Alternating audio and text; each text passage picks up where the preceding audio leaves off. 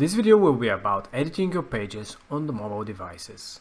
So you have your desktop version, you worked on it, you modified the different things, and you want to modify things on how your website looks on mobile for some reason. By default, you can click on the phone view, and by default everything looks pretty well.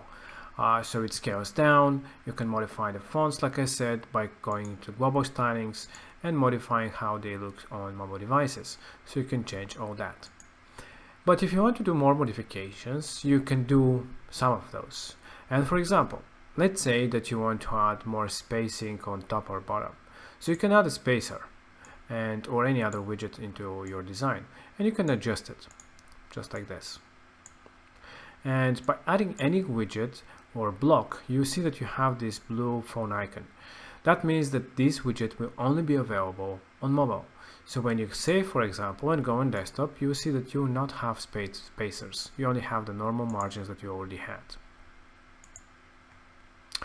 Alright, so what else you can do? You want to modify the looks and things like this. Keep in mind that if you modify anything here, you'll change it also on desktop view. So if you want to completely modify this section, for example, you can simply copy it and then hide it for phone and from tablet. So this way, now you don't have this section anymore on mobile, but you can use the copied one, just add it into your design. And as you can see, it has the mobile only tag, meaning that this whole section will not be visible on desktop anymore. It will show the normal hidden one. So now here you can modify. Let's say that you make it in the middle.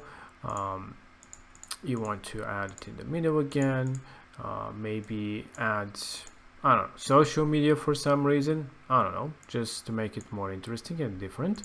Something like this. And you can completely modify it freely. And then you can click on Save Changes. Now this is your mobile top part now. And as you can see on desktop, again, it is all the same. It doesn't change. Okay, so you can this way modify and add different things into your blocks, hide the ones that you don't want, and yeah, and add different elements and different blocks that are unique. So this way you can hide different things and show specific ones that you like.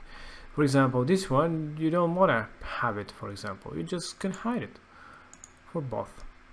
You also have the option to have the stretch option. So let's show this one.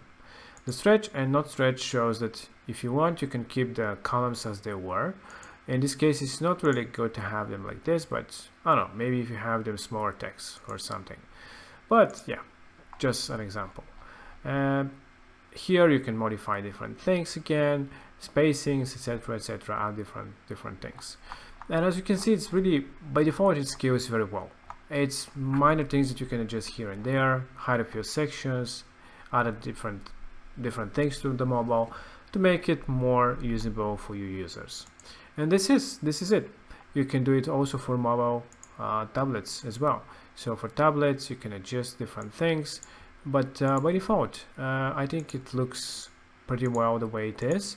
But again, if you want to add different things, you can do and hide things on mobile or on tablet only. So you can play around and create a completely different design for mobile devices. So this is how simple it is to build your designs on phone and tablet as well.